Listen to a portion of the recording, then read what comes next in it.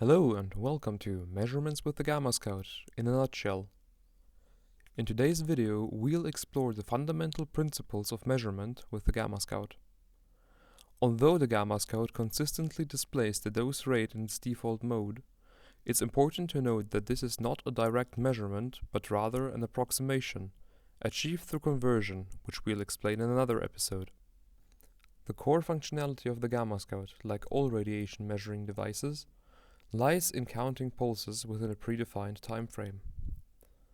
In the following minutes, we'll delve into the diverse methods of conducting counting measurements using the Gamma Scout. Before we proceed, we have to highlight an important issue. In counting measurements, it's essential to understand that the displayed numbers are not to be confused with the activity of the sample measured. Activity is defined as the number of decays per second of a radioactive material. All emitted particles contribute to this activity, as illustrated in the figure shown here. Only a small fraction of radiation reaches the GM tube, initiating ionization, as explained in one of our previous videos.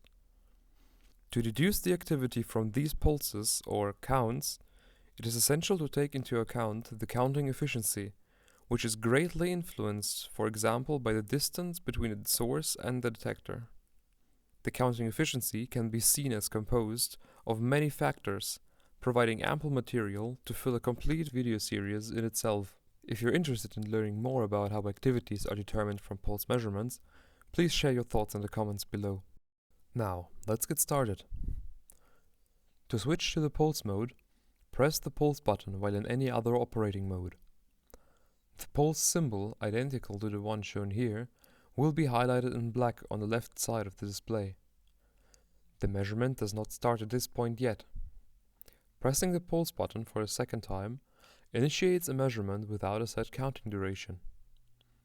The pulse symbol in the corner will now start flashing, indicating that the device is counting pulses. The device will keep counting until the user terminates the measurement by pressing the pulse button once again.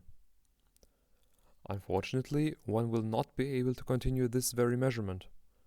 Upon pressing the pulse button once again, the device will start a completely new measurement. For this type of measurement, the user also has the option to predefine a measurement duration.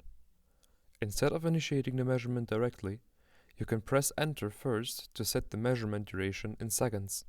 Repeatedly pressing Enter cycles through different units of time. However, it is crucial to note that only whole units can be specified. For instance, a counting duration of 2.5 minutes is not possible. You can now use the arrow keys to define the measurement duration in the displayed time unit.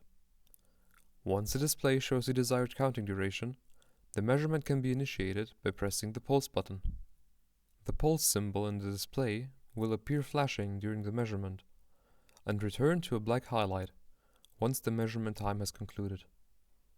In addition to indicating the number of pulses, the Gamma Scout can also show count rates.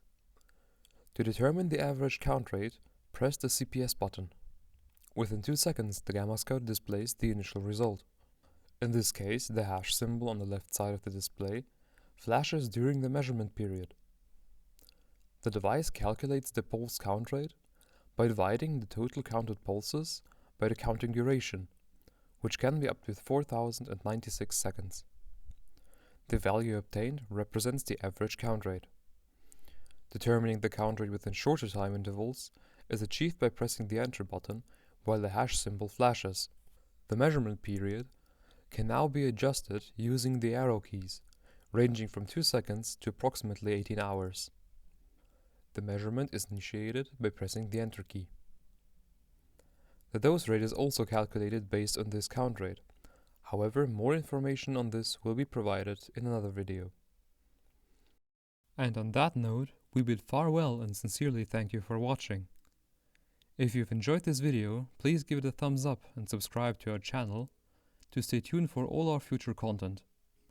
If you have any questions or suggestions, feel free to leave a comment below. We look forward to seeing you again next time. Until then, take care and see you soon.